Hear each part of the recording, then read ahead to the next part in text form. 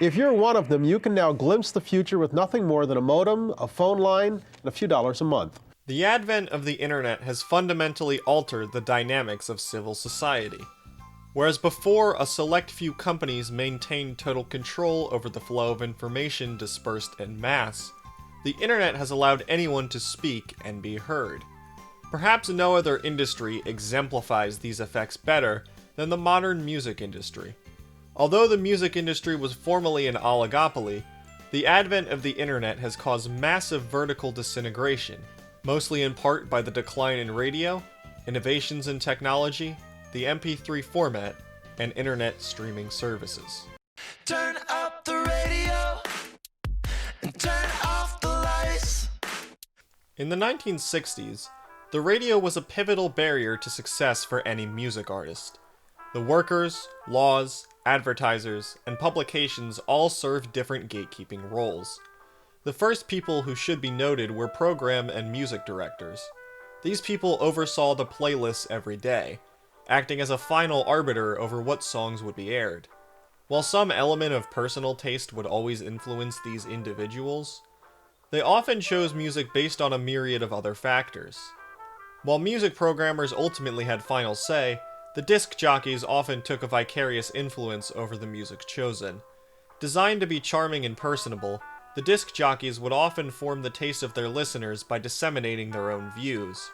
If these people spoke highly of a song or artist, the listeners would be more likely to embrace it, and it may wind up in a station's rotation.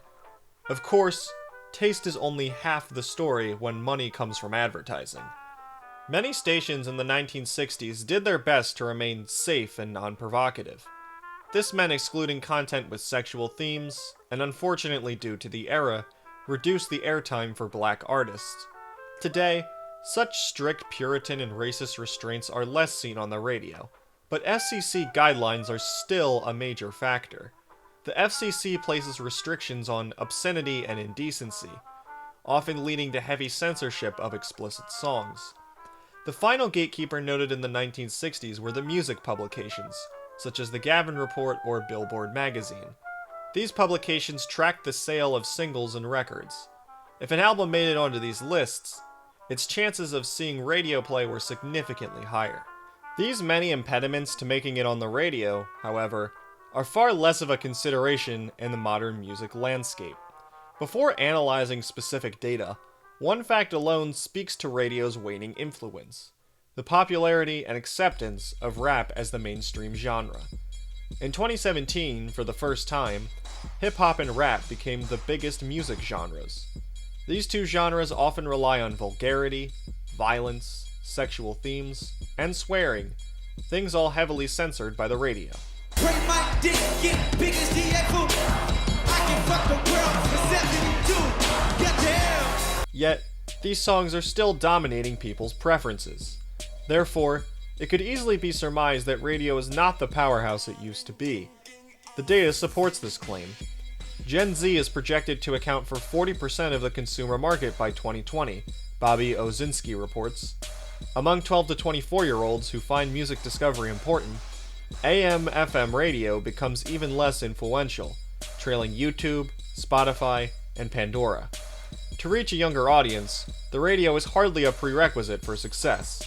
Other avenues exist which can help bolster careers. Beyond the radio, there is another gatekeeper: the music labels.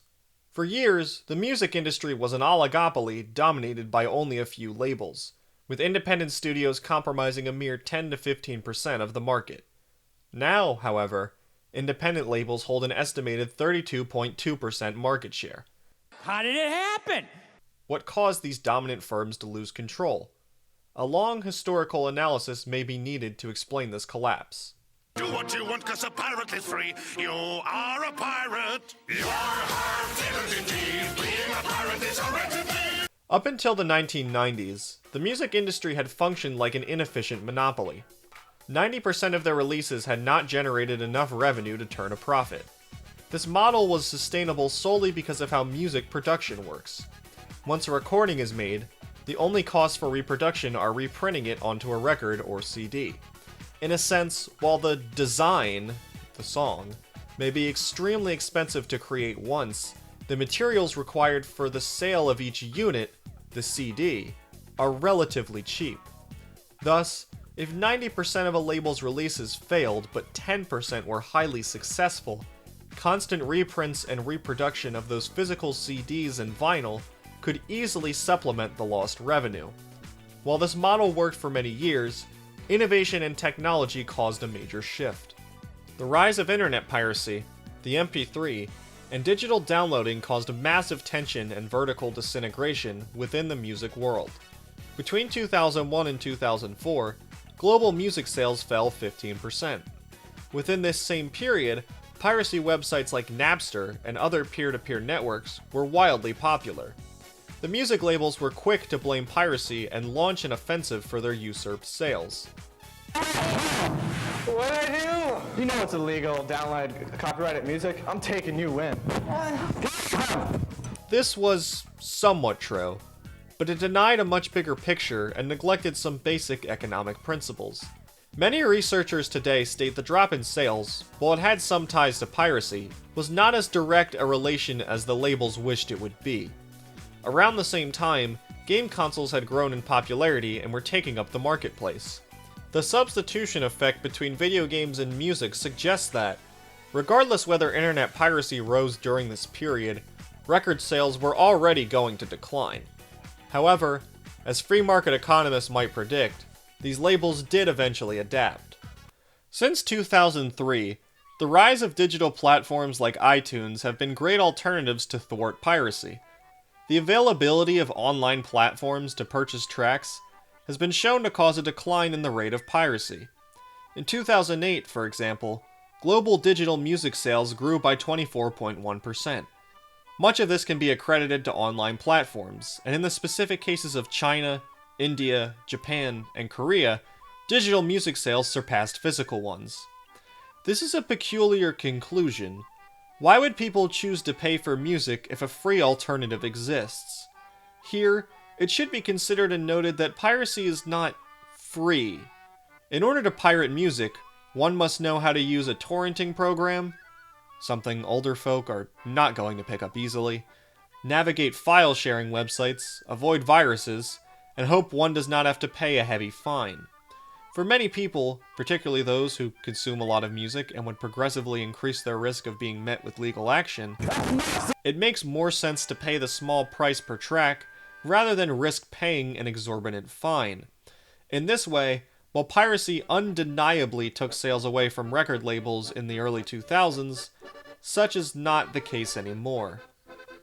Yet, music piracy still occurs. Most researchers have concluded the majority of people who pirate music are analogous to those who would have never purchased music in the first place. The radio has existed for decades. There have been plenty of people who never bought music over that span and simply turned the knob on the dial. Now, however, instead of listening to the radio, they opt to instead pirate a few tracks and listen to those. In the aggregate, piracy is not a substitute for physical music sales, but digital music sales are. This has forced companies into adapting into the digital age, and has had many ramifications on the industry. Since piracy forced major labels to transition into the digital era, their stranglehold has waned. With the internet, the major labels no longer hold the keys to distribution. These labels were forced to adapt to online distribution in order to curtail piracy, but doing so meant foregoing their oligopolistic power over what music could easily reach the public. Now, places like Spotify allow unsigned artists to upload their music and gain a following. While having a big label certainly helps for advertising and promotion, it is no longer a necessity. There is still one final aspect of vertical disintegration that has yet to be discussed: the decline of the studio space. Welcome to Death Row. Like we always do about this time. For many years, major labels had owned the individual studios which dictated what music could be released. With thousands of dollars of equipment under control of these few companies, the average person had no hope of surviving in the industry without a label to back them. Now, due to innovation, this is far less a hurdle. The SSL and Neve consoles, Leishon writes, The machines for producers and sound engineers cost between £250,000 and £300,000. Yet, the shift to software-enabled recording has significantly reduced the cost of entry-level equipment, which has improved the quality and capacity of home recording. There must be some kind of way out of here. If you're looking for proof of this as an example, look at Conor Oberst's lo-fi folk record, Ruminations. A rumination in my mind. This album was recorded in 48 hours while Oberst was snowed in one day in Nebraska, with nothing but a guitar, microphone, piano, and harmonica. Now, while such may not be the norm for more heavily produced music, Oberst's album does demonstrate how with modern technology, the studio space is not always something which is needed. Further proof has been shown in the last few months during the, I'm really sorry, I'm trying to get around this bot. You know the thing. Pop artist Charli XCX decided to make an entire album while she was restricted from interacting with the outside world. Within 2 days, she was able to make a highly produced pop single by recording her vocals at home and working with producers remotely. I love you forever, even when we're not together, I will always love you. To the average listener, the slight variation in audio quality would likely be imperceptible. This further illuminates the declining need for a dedicated physical space to house equipment, and how lower technological costs have allowed for the entry of smaller studios. As a result of all these factors, the independent labels are now the dominant force in the industry, especially with physical sales. While independent labels only hold 32.2% of the total market share, they comprise 39.2% of all physical release sales. It appears those who listen to less mainstream music are far more likely to be collectors or value supporting the artists monetarily. This suggests a more passionate fan base and continued growth for the independent scene. 76% of artists signed to independent labels chose to renew their contracts at the end of the term, again suggesting a positive relationship and continued success for these people. No sound ever comes from the gates of Eden. Who does stand in the way now for an artist's success? Although nearly every gatekeeper has seemingly lost power, or at the very least lost influence, there is one group which should be noted: playlist professionals. Streaming playlists are used by nearly 60% of music streamers, and those who gain a large following creating playlists will decide which artists make it onto other people's radar.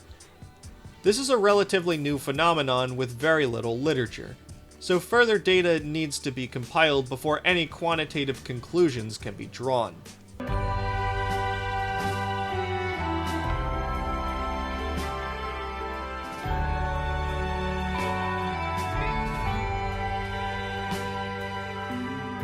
Due to vertical disintegration, the previous gatekeepers, the radio and its parts, advertisers, major labels, and distribution channels, have far less influence over the success of an artist. The previous oligopoly is eroding with each passing day, something which, I hope, should be celebrated. The music landscape has never been more exciting. Today, the average listener has access to an archive of music spanning over 100 years. The fracturing of the major studios and labels has led to releases every year of every genre, be it experimental jazz or black metal, renditions of Chopin or Death Grips, intricate math rock or soundscapes from drone noises. The 21st century has it all to offer. With fewer gatekeepers in the way, with fewer impediments to creating music, there is a rise in creativity and constant innovation of what music can sound like. Although the future of this adapting industry is unknown, it has never looked brighter and more open than it has in the last decade. Thanks for watching. Remember to like, comment, and subscribe. Community engagement helps grow the channel, and I want to grow this channel and make more videos, and I need more people to watch these videos. Bye.